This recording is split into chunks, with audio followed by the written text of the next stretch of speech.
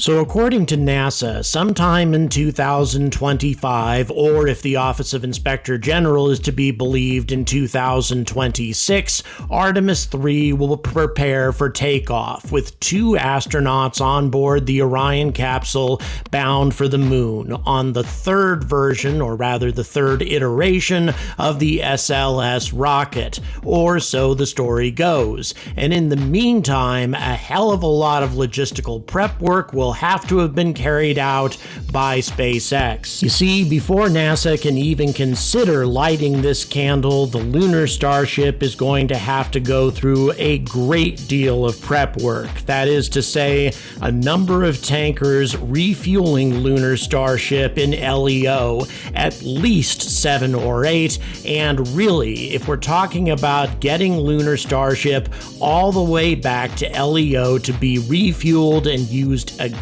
which is, after all, its design, then it's going to require a full refueling. Now, maybe that can be done in 6 or 7 refuelings if Starship can carry a payload of 200 tons up to LEO instead of 100, but if it can't, then it's going to require at least a dozen refueling flights on top of the flight of Lunar Starship to begin with. So we're looking at a dozen or so flights from SpaceX and a single launch from SLS. 13 total flights overall, or at minimum 8. Does that sound complicated logistically? Does that sound like something that will be cheap to undertake?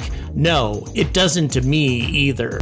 But as most of us know, the NASA budget has just come out for 2022, and to be quite frank, it has maybe half the money that we're going to need in order to return to the moon, and that's being conservative in my opinion. And I'm not just pulling this number out of a hat. This is per an article from Time magazine that came out yesterday, equating NASA's budget back in the 1960s to what it would translate to today. It was $5.93 billion back in those days, which would translate to $51.66 billion this year. And yet in 2022, NASA is getting less than $25 billion. And to make matters worse, NASA is getting more money for the rocket that they don't need, SLS. They already have enough SLS rockets in process to complete Artemis 3,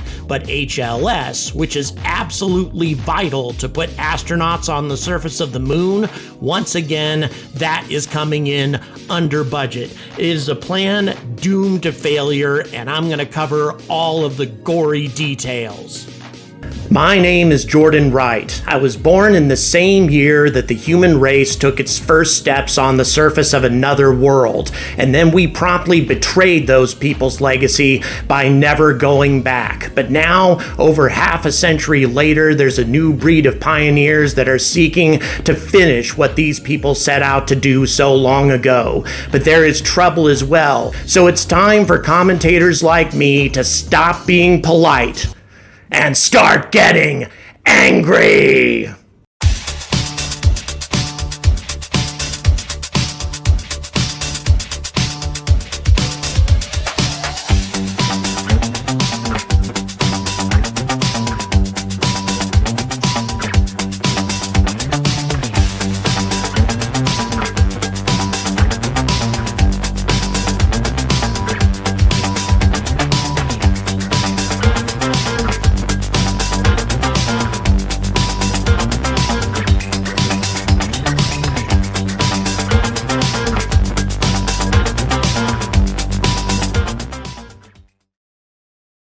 Before I get started, a quick reminder. Next week, I will be going to Denver, Colorado to tour the manufacturing facilities of Sierra Space, and I'll be getting up close and personal with Dream Chaser. Not a mock-up, not a Pathfinder, the actual actual ship that's going to be heading to space to resupply the ISS this year. My deepest thanks to Sierra Space for this opportunity, and any support that I can receive from you folks to get behind this trip, which isn't going to be tremendously expensive. Really, it's all about plane tickets and car rental. Just look at the description and you can see ways to support this happening, and it's gonna happen regardless, but nevertheless, I would be very grateful for any support. Now let's get on to the matters at hand.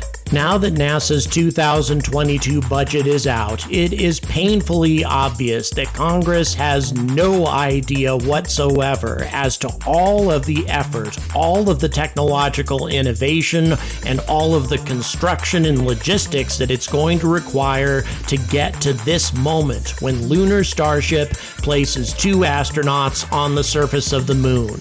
$24.8 billion is the absurdly low figure that NASA requested. Now, as you're going to see, this isn't nearly enough to support the Artemis program, not even close, and yet Congress still cut the budget by nearly $800 million.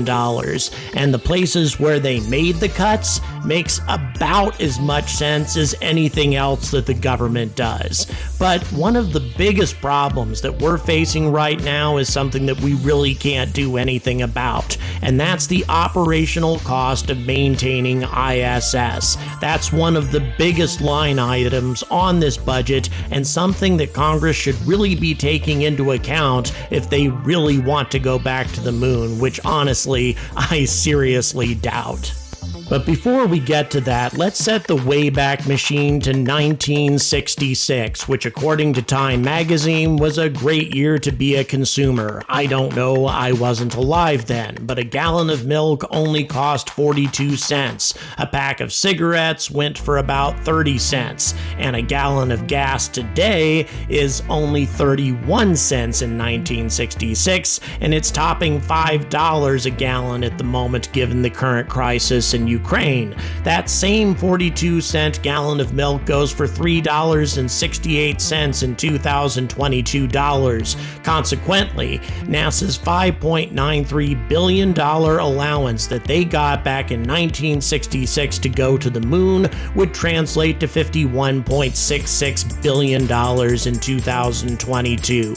Now I think you might have a good idea as to just how serious this situation is. Artemis is not getting the funding that it needs, not even close.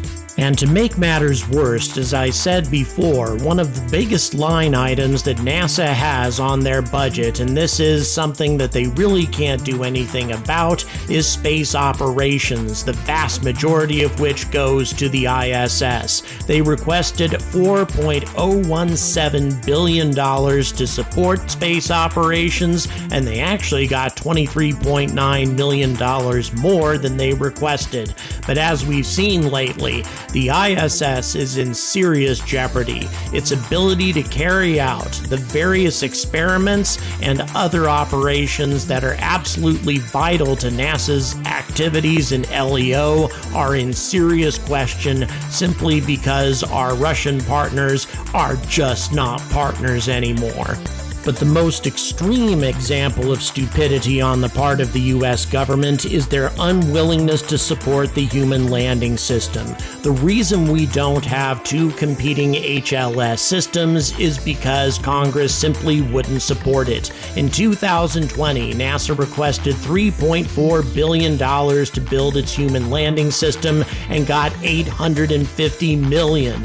This year, they seriously lowered their sights to $1.195 billion, and they got that, but they know damn well that they're only going to be able to support 1 landing platform. And frankly, the only reason that they're able to support this landing platform, that is to say Lunar Starship, is because Elon Musk is footing so much of the damn bill.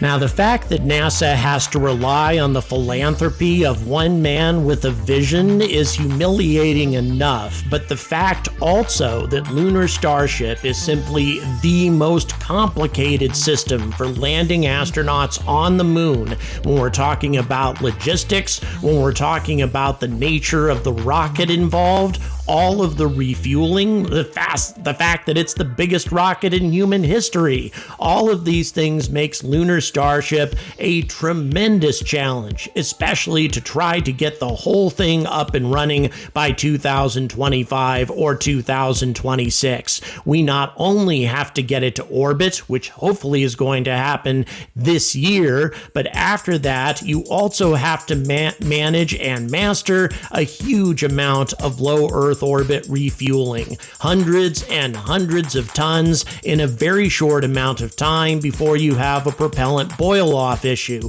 And then you have to get it all the way out to the Lunar Gateway or to the Orion spacecraft, assuming that's what's in orbit, and then it needs to descend to the moon, then back to the Orion spacecraft or to the Gateway, and back to LEO. And all of the Delta V required to do that means that Lunar Starship is simply going to require a full tank. That's a lot of refueling flights based on technology that we have yet to master or even really experiment with.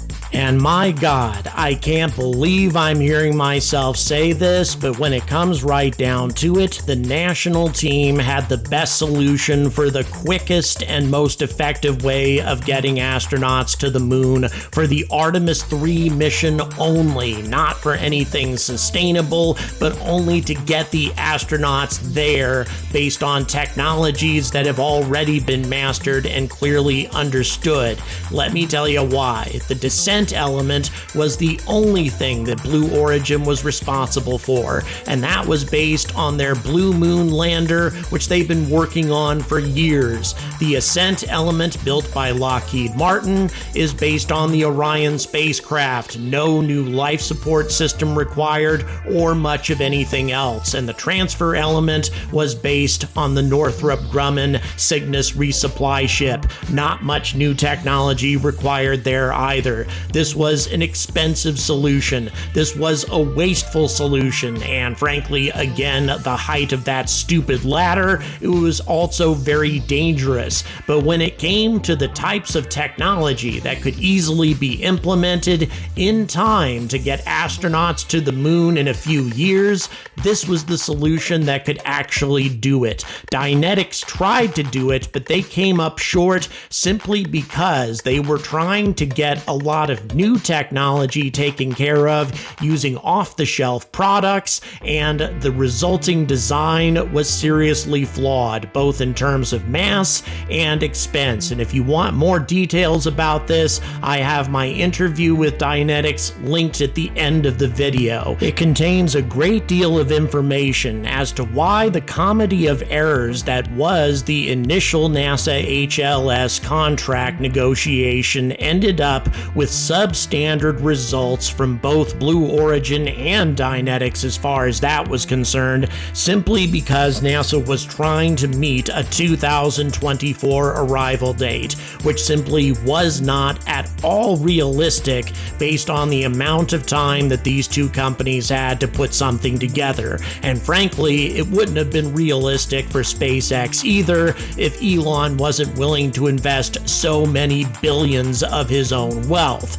Frankly, if Jeff Bezos had gone and invested billions of his own money on the front end, his solution would probably be the one taking us to the moon now, and not Lunar Starship. It all came down to expense, and all because of Congress. Now, as you will learn from the interview, Alpaca and Dynetics is far from finished. They are currently working on a sustainable and improved version of their lander that doesn't have mass issues, that will be less expensive because they're using in-house developed technologies, but it's not going to be ready until 2028.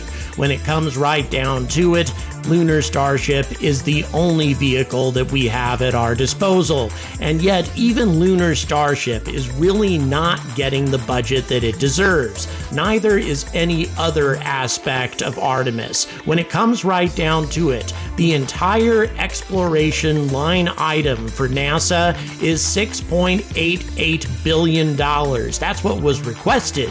They actually got $6.791 billion, or $88.7 million short.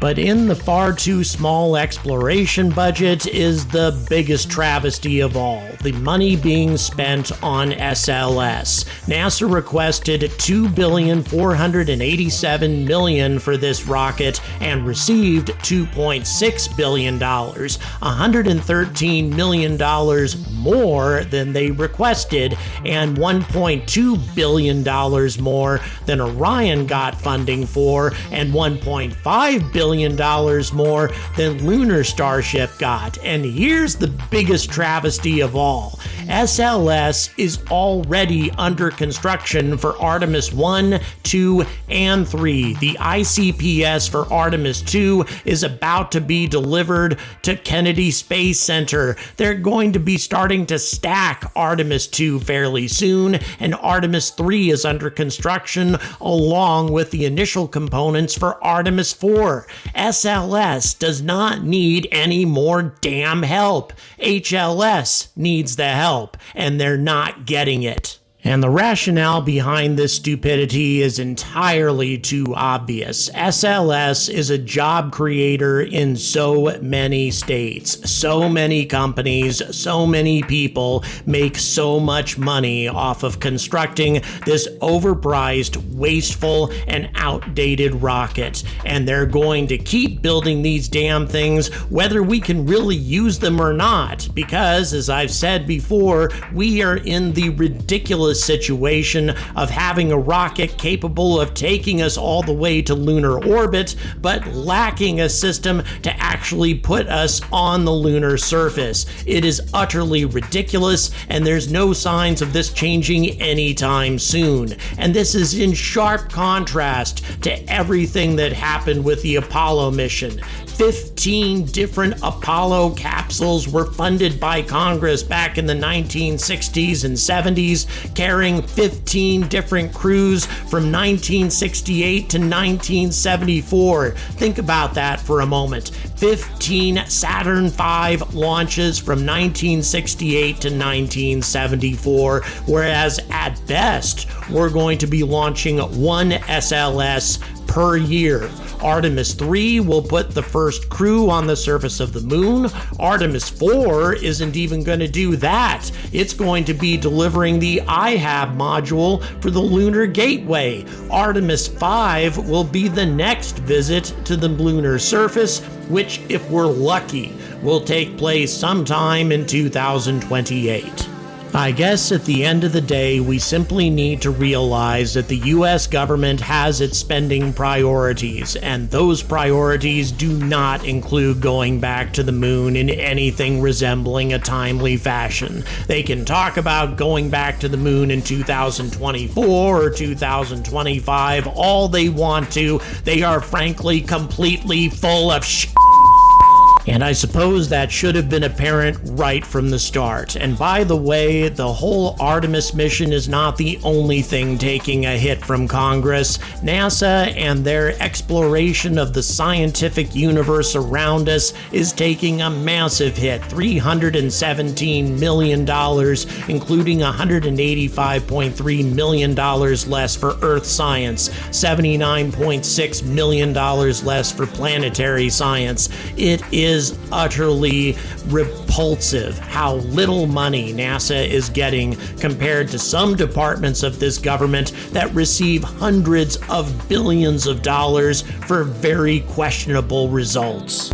And the fact that the US government has such a small amount of vision when it comes to our exploration and expansion into the solar system is tragic enough. But what is even more tragic is the fact that the People's Republic of China has a far greater vision. Instead of pushing their dates out, they're pushing them up. They intend to land on the moon and establish a base there by the time we will probably be sending Artemis Artemis 3. Now, can they actually accomplish this given how complicated it's going to be? Well, it's going to be a lot less complicated given the fact that they're not looking at low Earth orbit refueling or anything as far as that's concerned. They're simply willing to invest the enormous amount of money necessary to get to the moon and establish a presence there. And if we think that Russia and China is not going to use a permanent manned presence on the moon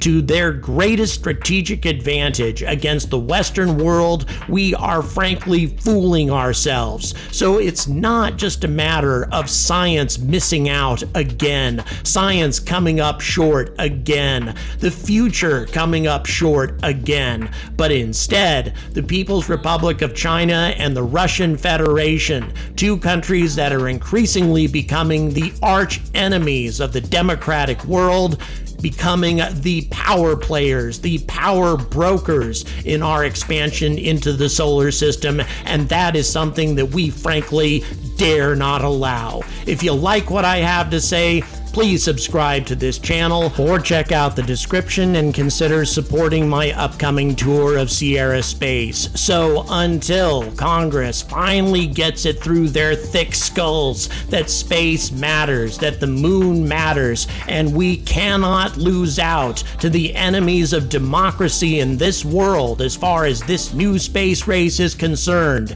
until they finally get that through their heads, I urge all of you to stay angry about space.